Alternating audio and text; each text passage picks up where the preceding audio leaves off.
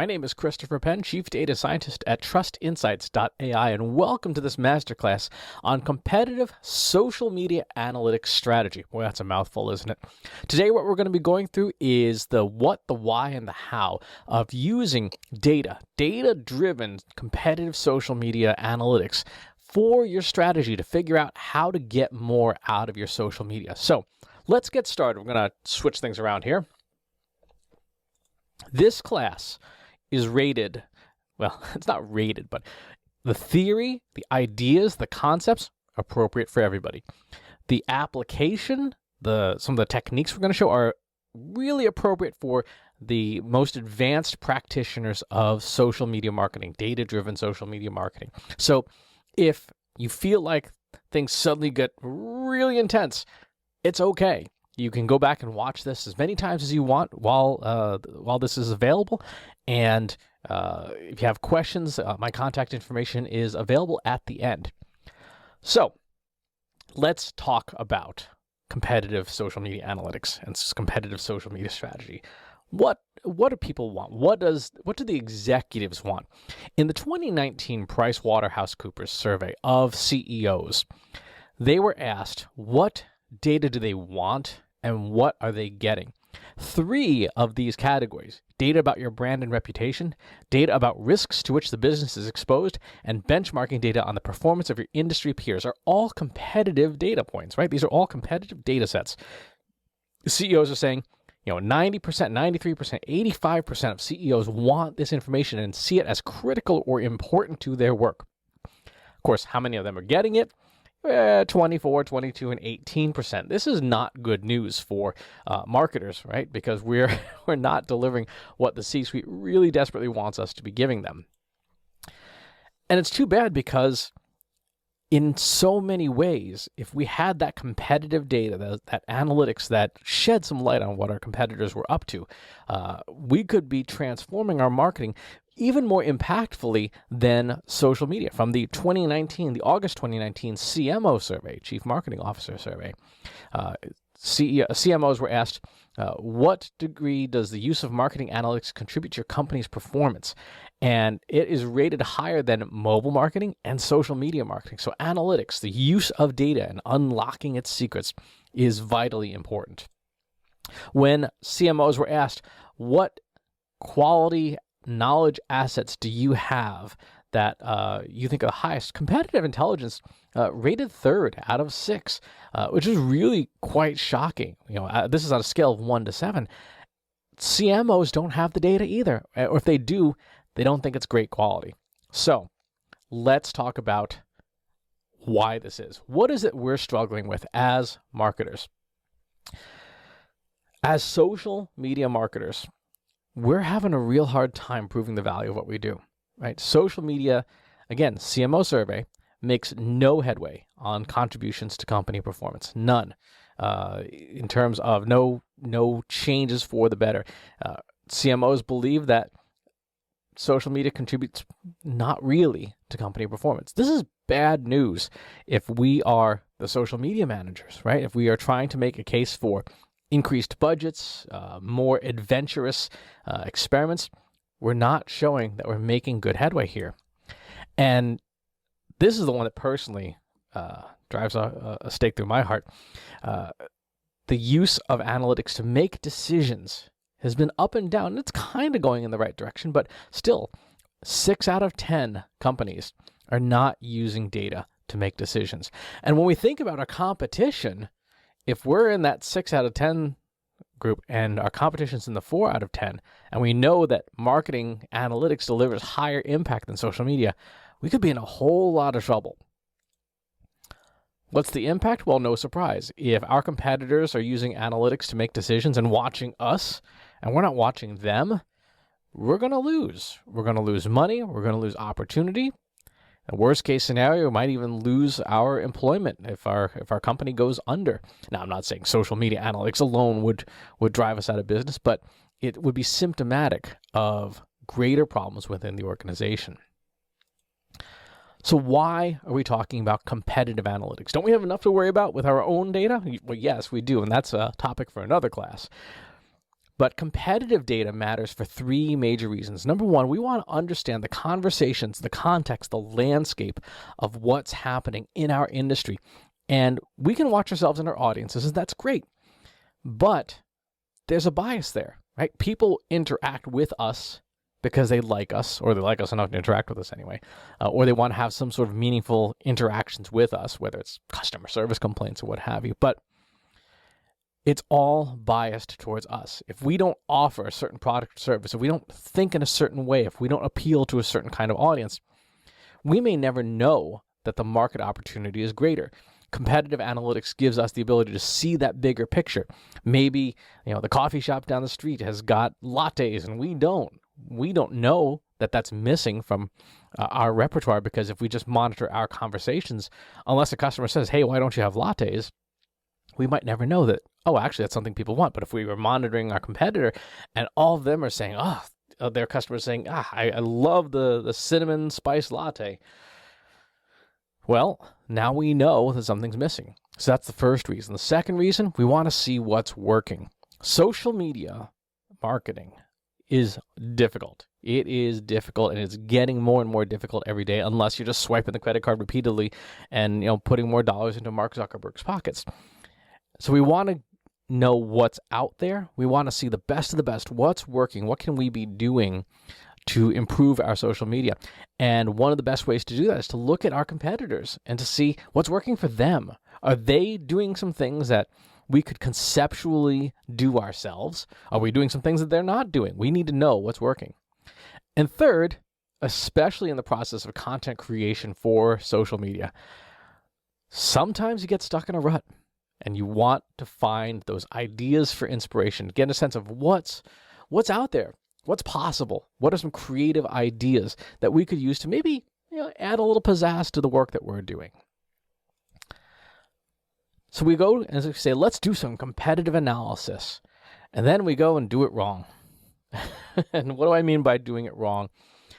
We treat competitive analysis like we're spending time on Tinder, right? We just start browsing through profiles, swipe left, swipe right. Oh, that looks cool. And doing it very unscientifically. We just kind of fumble around, or bumble around, I guess, if you want to extend the analogy. And we don't approach it from a scientific, logical perspective to understand what works, what doesn't, and why we should be paying attention to some things and not other things. It's super easy to just look at someone's profile and read a few posts and call that competitive analysis. And I suppose it is, but it's not scientific. When we're talking about data-driven competitive social media analytics, data-driven means we make decisions with data. We don't rely on gut. We don't rely on instinct. Those can be important later on, but when we're approaching a problem from a data-driven perspective, we want to look at data and then make decisions from it. Remember, only 4 out of 10 companies are using data to make decisions. So there's a lot of opportunity in every industry for you to be the one making decisions with data and getting those extra benefits that we saw. Because, again, marketing analytics contributes more to company performance than social or mobile by themselves. So what are we going to need? How do we get started with this? You can't just go swipe through profiles, apparently. We're going to need different kinds of data, and ideally as much as is available about our competitors. So we will need things like what content they're posting. If we have the opportunity to look at some of the rich media that they're creating, links that they're sharing, audiences that they're appealing to, engagement metrics, ads and sponsorships, all sorts of information, anything that's available, that's publicly available without doing anything unethical. We want that data, and we want to be able to analyze, to understand what is out there. Now, here's where almost every competitive social media analysis goes wrong.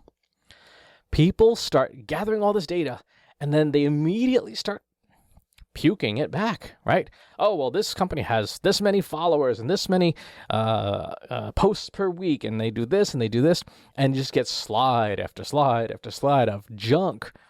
And you're like, so what's important? What do I pay attention to here? I was reviewing a social media competitive analysis deck by this consulting firm, and they did a social media audit, and it's 70 slides of just copy and paste from various tools. I'm like, what? We can't make decisions from this. This is just puking data all over the desk and expecting me, the reader, to figure it out. So how do we calibrate? How do we understand of all these different data types, which ones matter? We need something to calibrate against. We need something to measure against that indicates that of these different data types that has a relationship, a mathematical relationship to an outcome that we care about. And when it comes to competitive analysis, it's really difficult to get a sense of what a competitor's got going for them. Just recently, a couple of major data providers of competitive website traffic out of business, right? Just gone. So we need something that is a little more durable, that's accessible, that is apples to apples, and that is legal and ethical to obtain. The thing that I recommend you do to benchmark your social media analysis against is branded organic search. And what we want to test for using statistics, using mathematics, is does any of these social media analytics, these numbers that we have access to, do they have any relationship, a correlation to branded organic search? When you look in something like a Google Trends, you see the number of times over days, weeks, months that someone's searching for specific terms. Branded organic search is incredibly powerful. In the book, Everybody Lies, I thought it was fantastic. They talk about how people will type things into Google that they wouldn't ever say out loud. When we think about who talks about brands on social media, right? The only people who talk about brands are people who are really happy or really angry, right? The people who don't feel one way or the other about a brand don't talk about it on social media. So using things like brand mentions on social media is not a great benchmark for getting a sense of the mind share of the brand itself, but people will type stuff that they're mildly curious about into a search engine, or intent things like finding a coffee shop near me. I have this tennis ball on my desk. I don't really care what brand it is, but I might Google the logo, but I'm not going to talk about this on social media. But I might Google it. It's the logo's worn off. So we want to get branded search data from, again, free, publicly available sources like Google Trends or the SEO tool of your choice, and we're going to use that to calibrate our social media metrics. So that's the theory. That's the idea behind this data-driven competitive social media analytics and strategy. It's pretty abstract. It's pretty tough to wrap your head around. So let's do a walkthrough example, step by step, of how we might approach this. And since we have a couple of major, obvious, well-known social brands like Agorapulse and its competitor Hootsuite, what we want to do is we want to gather up this data and find out if let's pretend we're Agorapulse for these examples. We want to find out what Hootsuite's doing that we could be learning from.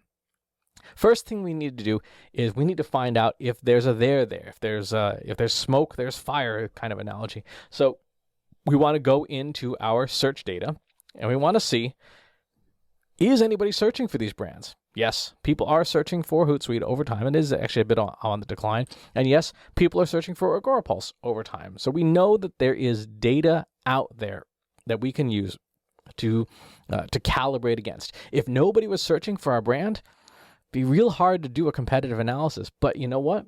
That's okay, because we shouldn't be doing competitive analysis anyway. If no one's searching for us, we have much bigger problems to worry about than competitive analysis. Competitive analysis comes after you've gotten your own stuff fixed up. So how do we get started? Well, we would want to get apples to apples data. So using a tool, for example, I'm using the Talkwalker social media monitoring software here, but you can use the data provider of your choice. If you're super sophisticated, you could write your own software and download this data directly from social networks yourself.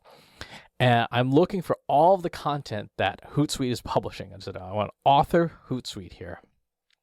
And what I'm going to get from the export facility are these massive Excel files, spreadsheets of Hootsuite's Instagram posts, Hootsuite's Facebook posts, Hootsuite's Twitter posts, and so on and so forth, being able to export all this data.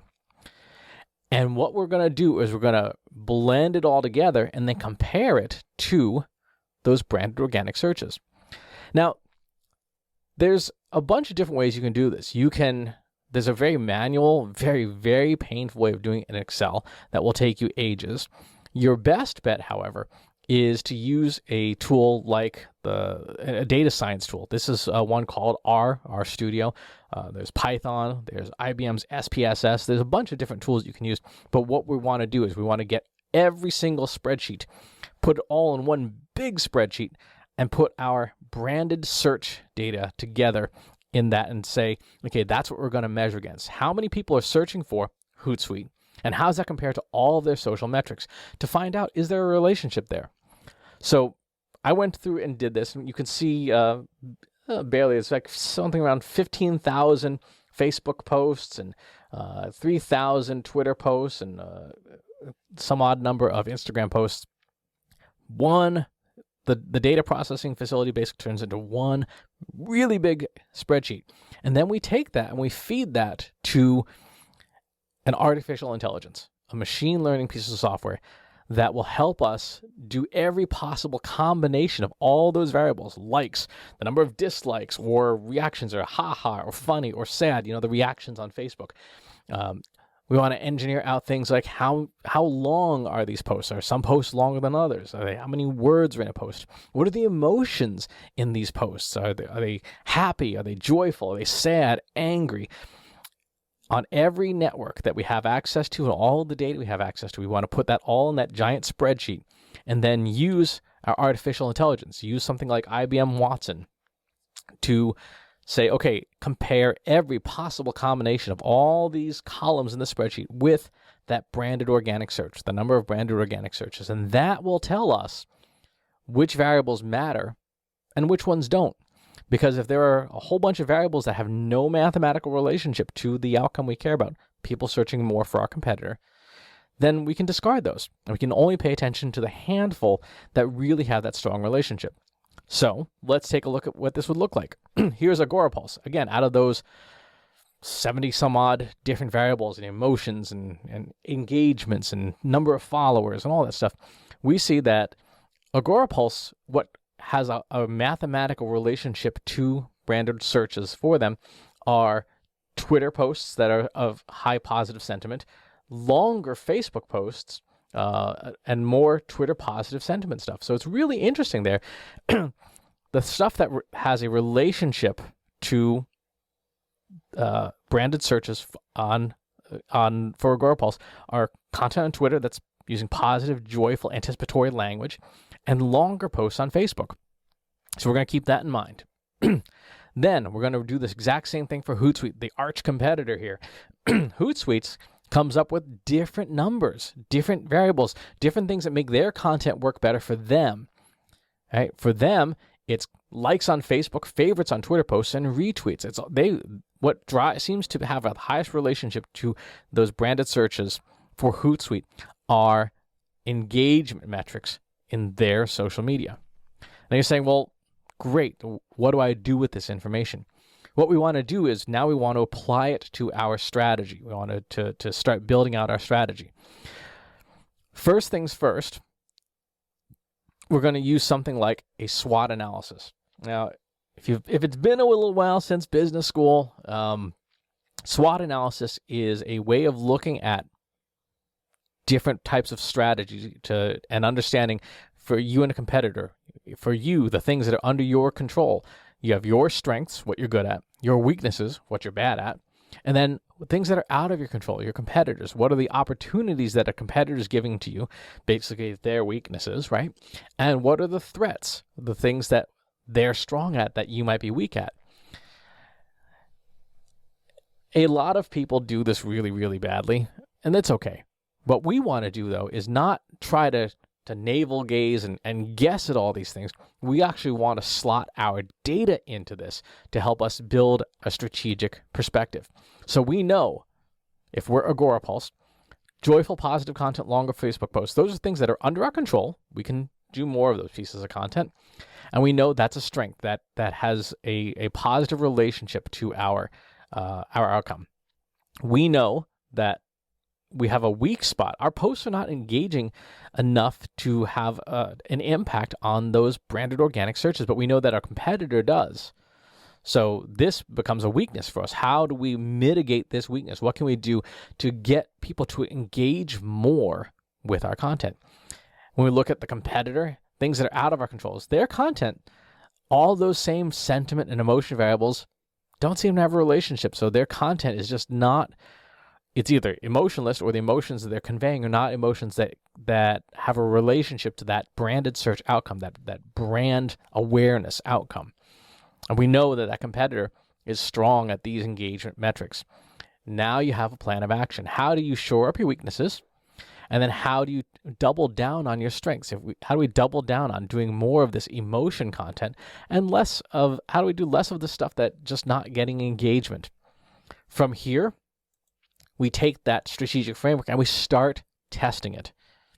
Remember, up until now, we have done, even though we've used one of the most advanced AI pieces of software in the world, IBM Watson, we still have proven correlation, relationship. We have not proven causality. So now we start testing. Now we start rolling out content. We start taking advantage of this SWOT analysis to publish new stuff, and we're going to go back and measure.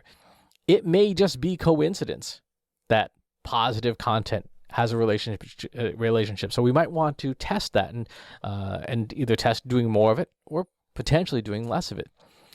It may just be coincidence that Facebook likes drives Hootsuite's engagement. But if we can get more likes on our stuff, by hook or by crook, we should be able to see if there is a causal relation there, we should see that bump in branded organic searches for our brand instead.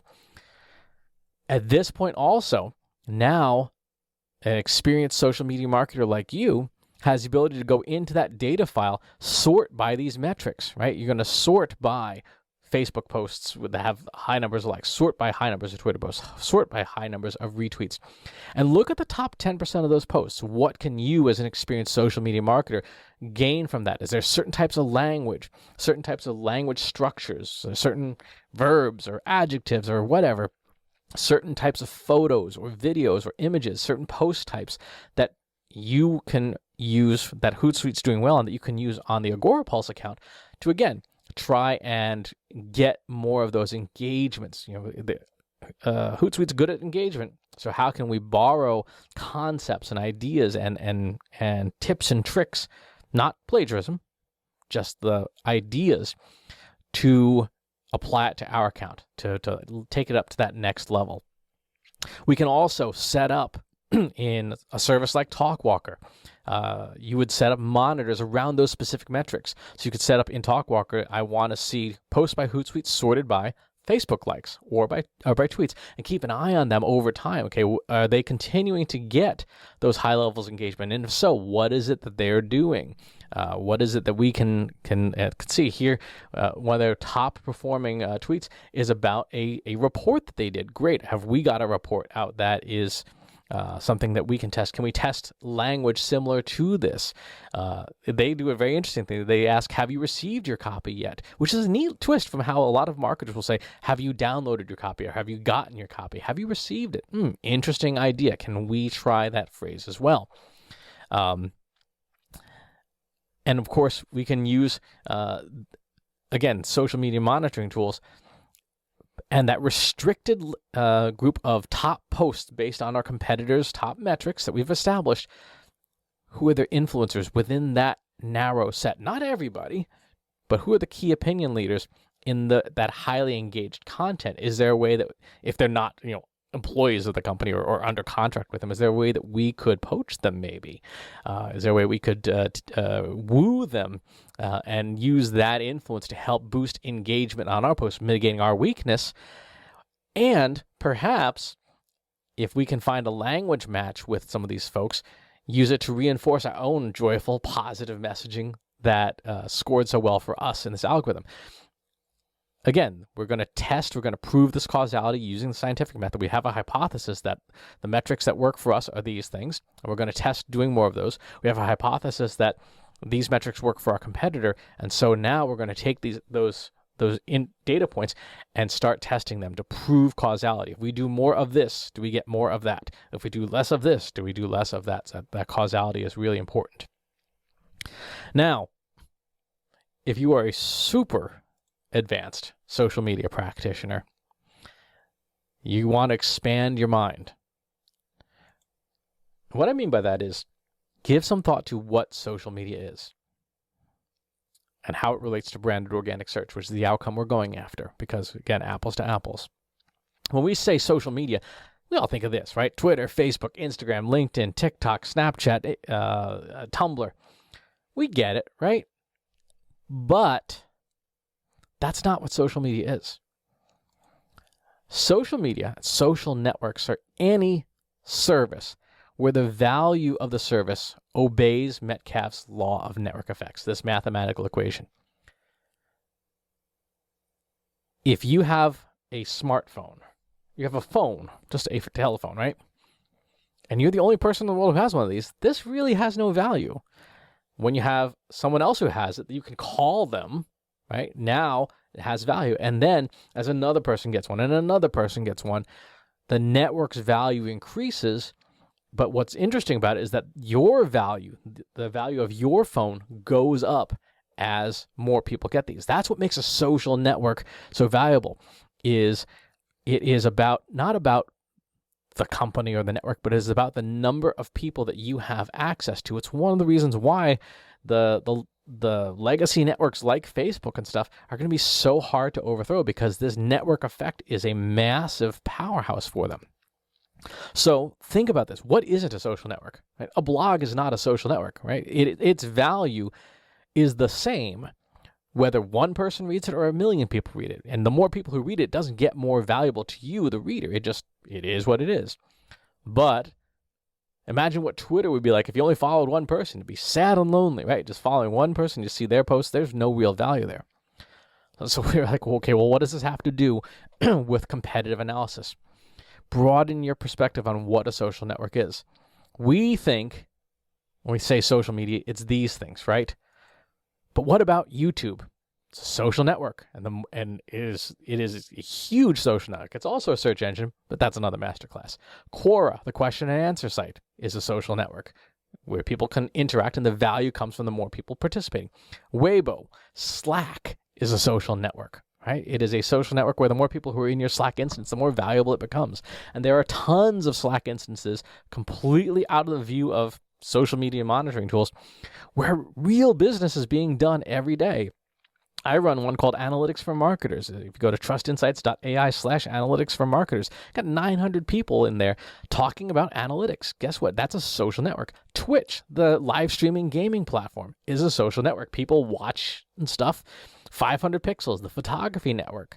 Stack Overflow, the Q&A for technical stuff and IT nerds. Same for Spiceworks. Social networks for IT people. If you are a B2B tech company and you're not on those two networks, you are missing your audience. Games, Pokemon Go is a social network. Whether or not you can't really necessarily do a lot of business on it, but you can interact with people. Discord is a social network. Pornhub is a social network, right? People have interactions and chats and all sorts of stuff on there. GitHub, the development social network where people are sharing code, is a social network because you can check out code, check in code on projects that are not yours and interact with people. So broaden your mind as to what social media is, and suddenly some competitive social media analytics gets much more interesting, because now you can get data from each of these providers, and this is where that's the reason why it's advanced, is many of them are not in your traditional social media monitoring tools.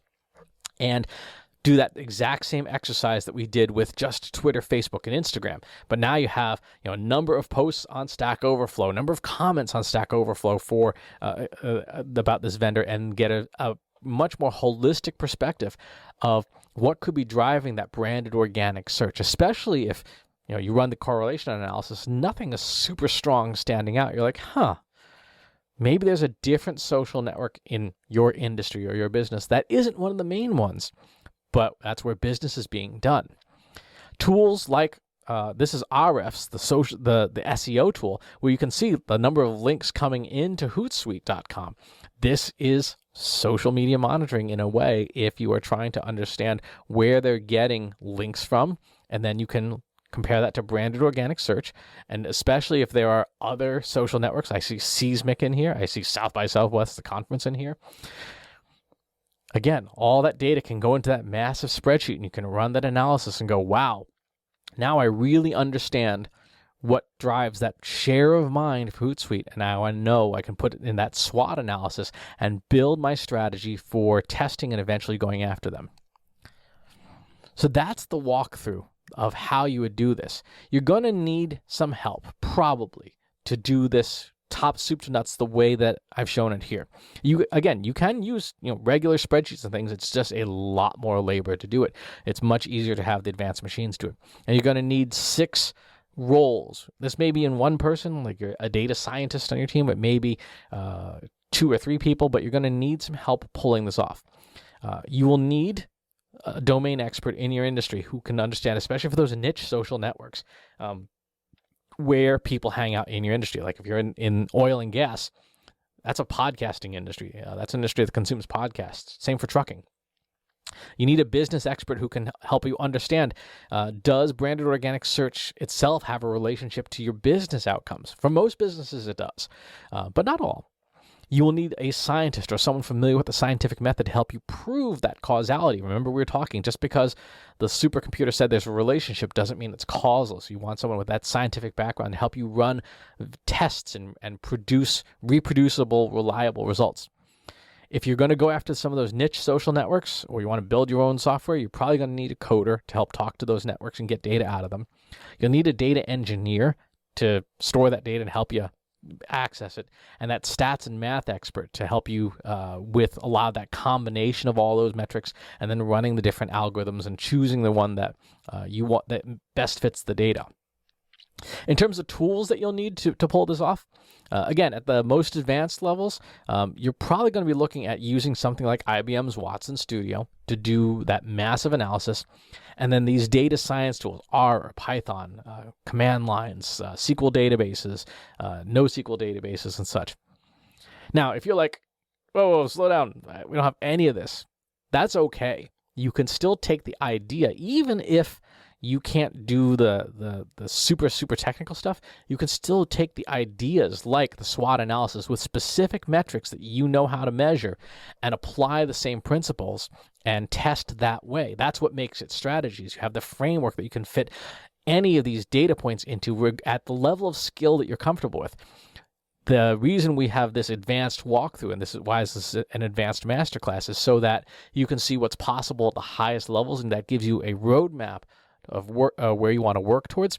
And the quality of the data, the quality of your analysis will go up as your technical skills increase. But at the very least, if all you've got is what you can see in your reporting panel, this is still not a bad place to start.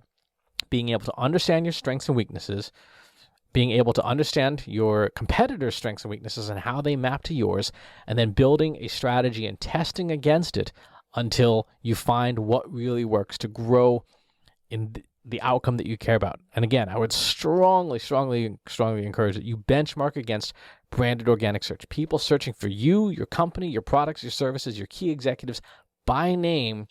That tells you people have us on their mind, or they have our competitor on their mind, and we want to get them aware, make them aware of us instead.